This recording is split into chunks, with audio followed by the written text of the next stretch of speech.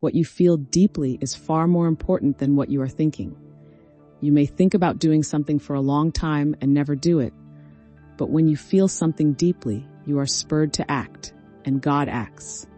He who is the cause of all life acts through the sense of feeling. You can think of 1,000 things, yet not be moved to act upon one of them. A deep conviction, felt, is far more important than anything you could ever think. Let us turn to the first chapter of the Epistle of James. Ask in faith with no doubting, for he who doubts is like the wave of the sea that is driven and tossed by the wind. Let not that person believe that a double-minded man, unstable in all his ways, shall receive anything from the Lord. But be ye doers of the word, and not hearers only, deceiving yourself. For if you are a hearer only and not a doer, you are like a man who observes his natural face in the mirror and then goes his way, forgetting what he is like. But if you are a doer of the word and not just a forgetful hearer, you will look into the perfect law of liberty and persevere. That man shall be blessed in all his doings. How do you go about being a doer instead of a hearer only? By acting in faith. Scripture's central character, called Jesus, set no limit upon the love of God and the power of faith. In fact, all of his great deeds were prefaced with the words, according to your faith. Now, faith encompasses feeling. If you have faith, you will act, and if you act, God in you is acting, for God is your own wonderful human imagination, whose eternal name is I Am. He acts only when you feel it. This is true even in the most practical way. If I tell you what I would like to be and you tell me to go my way, as I am already it, and for one fleeting moment I see the world as I would see it if it were true, then turn and walk away, forgetting what the world looked like only a moment before. I am a forgetful hearer. But if I am a doer of the word and not a hearer only, I persevere. Or as the word is translated in the King James Version, I continue in the state, for all things are possible to the power of the word. Look in a mirror, and you will see your face reflected there, but you have another mirror which you can look into. That is the mirror of your friends. If they heard your good news, their faces would reflect it, would they not? Assume your desire is now a fact. Feel its substance and reality. Then let your friends see you in that state. They are your living mirror. Now persevere in that state and do not turn away and quickly forget what you are like. Walk through this door tonight in the assumption that you are the man or woman you want to be. It doesn't make any difference if the outside denies it. You have seen the expression on the faces of your friends and heard their congratulations on the inside with faith. Now carry this feeling into the deep and persevere. Conjure a living mirror of friends and acquaintances who have heard your good news and accepted it as permanent. See your face reflected in theirs. If they love you, you will see empathy. They will be rejoicing because of your good fortune. Now persevere in that awareness and do not forget what you have seen in your living mirror. If you do, you will be blessed in the doing, as you are told in the first chapter of the book of Psalms. Blessed is the man who delights in the law of the Lord, the perfect law of liberty, for in all that he does, he prospers. Were you not liberated from your past when you saw your friends' faces reflecting what you wanted them to see? If you had left the state of poverty, sickness, or weakness behind and moved into the state of wealth, health, or strength, and your friends knew it, you would be set free from your former limitation. So, looking into the perfect law of liberty and persevering, you are blessed in all that you do. I tell you from personal experience that this works. But we are the operant power. It does not operate itself. You may have heard this law by the hearing of the ear and read of it in a book, but do you know that the law works from experience? Have you put it to the test? Have you proved it? If you have, then you can speak with an authority which was not yours prior to the proving. May I tell you, through the use of this law, you are completely set free. I have been in many places where I was forced to test this principle. While on the little island of Barbados, which had only 2 small ships servicing it, as well as the hundreds of islands nearby, I made a commitment to give a series of lectures in Milwaukee on the 1st of May. When I called, the shipping agent informed me that due to the fact that the ship sailing out of New York City carried only 60 passengers, and the one from Boston carried only 100, there was no passage available before the 1st of September. He promised to put my name on the waiting list, but gave me no encouragement, as the list was very long. I hung up the phone and sat in my chair in the hotel room, closed my eyes and assumed I was aboard a ship heading toward New York City. I assumed 8 or 10 of my family were coming aboard with me, and that my brother Victor was carrying my little girl. I could feel the motion of the plank. Having no stateroom committed, I remained on deck and placed my mental hands on the rail and felt the salt of the sea there. Then I looked back nostalgically at the little island. I repeated that action over and over again, feeling every step I made on that gangplank. I felt the rail and smelled the salt of the sea. I did everything that feeling could be brought to bear upon, and when my actions seemed natural, I broke it. The very next day I received confirmation that I would be sailing on a ship which would land in New York City 1 week before my commitment in Milwaukee, which I did.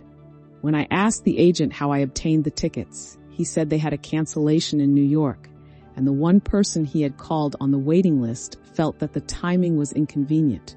So, knowing he could accommodate my wife, our little daughter, and myself in one cabin, he let us in. I never heard why someone canceled in New York, or why the one he called in Barbados could not take the ship at that time, or why the agent did not call all the others on the waiting list. I only know that I got the reservation I had imagined. I have told this story before, and someone in the audience once said, "Was that a Christian thing to do?" You might have caused someone to cancel their trip.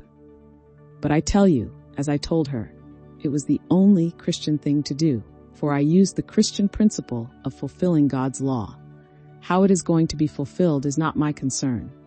I am told that whatever I desire, if I will but believe I have received it, I will. God never creates a desire in the human heart that he has not already provided its satisfaction. This is true of every desire in this world, as well as the greatest of all desires, which is the thirst for God. Do you really want an experience of God? Apply this principle towards it. Do what I did when I wanted to leave Barbados and come to America. I looked into the perfect law of liberty and persevered. God doesn't give you one law for your desires of this world and another law for your search for him. It's the same law. If you have had the experience of which I speak, would you tell someone about it? Is it a consuming desire, or do you want something other than that first? Perhaps you want a lovely home, security in the sense of money in the bank that you can touch, or stocks and bonds that pay dividends. If you want to feel wealthy, travel, and have lots of things before you thirst for an experience of Christ, it is secondary, so don't try it. But if an experience of Christ is your consuming desire, then don't hesitate to put it to the test. Put first things first. If your first desire is to be recognized in the work that I am doing, then apply this principle towards it, and let that thirst for God take its own good time to envelop you, and when it does, apply this principle towards it. Feel in depth, for what you feel deeply is more vital than what you think. Every day you can think about how wonderful it would be if, and never act. But if every day you would feel how wonderful it is now, it will become true. Shakespeare said, "Assume a virtue if you have it not." A virtue must be felt to be assumed. Refrain from the assumption tonight, and it will be easy to refrain next week, and still easier the next. But if you will assume your desire is fulfilled now, and persevere in that assumption through the sense of feeling, it will be externalized as a literal fact in your world. I am calling upon everyone to put this into practice. Every desire contains its own satisfaction to be fed upon. It's entirely up to you. You may feed your hunger by thinking of your desire, or feed its satisfaction by thinking from its fulfillment. It is God who gives you every desire, be it for things of this age or the age to come. As told us in the book of Amos, "I will send a famine upon the world. It will not be a hunger for bread or a thirst for water, but for the hearing of the word of God." When you want to speak the word of God, your hunger is not for the hearing of the word, but for the glamour connected with the teaching. It is the spotlight you desire, and that too has been provided for. Every desire can and will be satisfied if you will look into the law of liberty and persevere. then you will be blessed in all you do. A chap came to see me from New York City yesterday. When I heard his request, I would not tell him my reaction to it, but that I would hear that he had it. This chap, now retired from the antique department of Macy's, has been teaching in one of these isms back east. Then he started corresponding with a group out here who, unable to believe in themselves, wants a leader, so they have asked him to come lead them. When he told me the nature of his desire, I was sorry that all he could see in life was the spotlight, but I granted it to him. He is tired of playing third, fourth, or fifth fiddle to a leader who has milked $1 million out of those who are buying bricks into heaven. Having nothing, this man's followers are building heaven for him and giving it to him as their gift. They have bought valuable land in New York City and built a building on it. Then, he threw a banquet at a large hotel, and they paid $50 for the privilege of seeing the mortgage they paid for burned. But the land and building are in his name. Back in 1943, this same man told me he was coming to New York for only one purpose, and that was to make money in the so-called New Thought movement. When I heard him say this, I thought he was in the wrong profession. If he wanted to make a lot of money, he should go into steel, oil, or coal. If you want to do this work, you can live well, but will not have the ambition for millions. Well, he wanted lots of money, and now he has it, as well as homes in the country, an apartment in the city, and a lovely large building in New York City, which those who love to be milked paid for. The chap who came to see me assisted this man. He has seen how phony it has been, but he hasn't completely overcome it. He still wants the spotlight, and now he has the opportunity to get it. I will pray for his success, not as a teacher, for he is not one, but for the glamour he will receive by those who want the nonsense, as they are going to start off by not eating meat, smoking, or drinking. In fact, a complete loss of the palate. His request does not offend my moral code, so I can easily say that he is successful. But I urge you who are sincere to try to create within yourself a longing for the deepest of all desires, and that is to know God from experience. If you can really thirst for God above everything else, then use the same law of liberty. Look into the faces of your friends and say with deep conviction and feeling, I have had the experiences of which Neville speaks. The entire series, from the resurrection through the descent of the dove, has unfolded within me. Then persevere, for God has provided a satisfaction for that hunger, and you will know it. But if this hunger is not yet upon you, and you sincerely want a better way of living that is not wrong, simply use the same principle of the perfect law of liberty and persevere. Having acted, don't turn and forget what you have done, but sleep in that conviction, and in a way you do not know, it will be yours. Tonight, many of our friends are not here because it is Memorial Day. But I tell you, not one moment in time is holier than another, and there is no earthly place more sacred than the other. Wherever you stand is sacred ground because you are there. Today, millions are celebrating Memorial Day, remembering the dead and placing flowers on a grave their loved ones do not occupy. This morning, just prior to waking, I saw my brother Lawrence. He died at the age of 62, but looked much older because he had suffered so much before his departure. This morning, he was only about 23 years of age. We were both fully awake, and he asked me to tell his wife that the money he left her was for her, and not to save it for the children. I said, Lawrence, you don't have to go through me to tell Doris. She wouldn't give 1 penny to anyone anyway. She never has. Do you think she would change now? Her only concern is that you did not give it all to her, but shared equally with your 4 children. But I was with Lawrence. He was strong, strapping, and handsome, blonde with brown eyes. He is the same Lawrence, with the same intelligence he had when he left here. He is younger now, but he still has the memory of the family he left behind. The veil is no clearer to him there than it is to those on this side. Only one who is awake can penetrate the veil consciously. It is easy now for me to go beyond the world of dream and enter the world of spirit waking and meet my friends there. But on Memorial Day, men think of the dead, while I am speaking of life everlasting. Let the dead bury the dead and follow me, for I have risen from the dead, and I speak of a living God who is real. I cannot go to a cemetery and put flowers or a flag on that which is not there. The body may have been placed there, but not the spirit. You are buried in the skull, and in that skull you will remain, dreaming your dream of life until you awaken and are born the second time. It is from there you are going to find David, who reveals you as God the Father. It is from there you are going to be split in two and ascend into the Holy of Holies. You were begotten in that skull, and you will end the drama there to know you are one with the one and only living God. In the 25th and 27th chapters of the book of Genesis, the story is told of Isaac, who had two sons. The first son, Esau, had hair all over, while the second son, Jacob, was hairless. Being blind, Isaac calls Esau and asks him to go get some venison for dinner. Jacob, having overheard the request, clothed himself in the skins of his brother Esau and took the venison to his father. Isaac, hearing Jacob's voice, began to doubt until he felt his reality and caught his odor. Satisfying himself that the son was real, Jacob was given the father's blessing.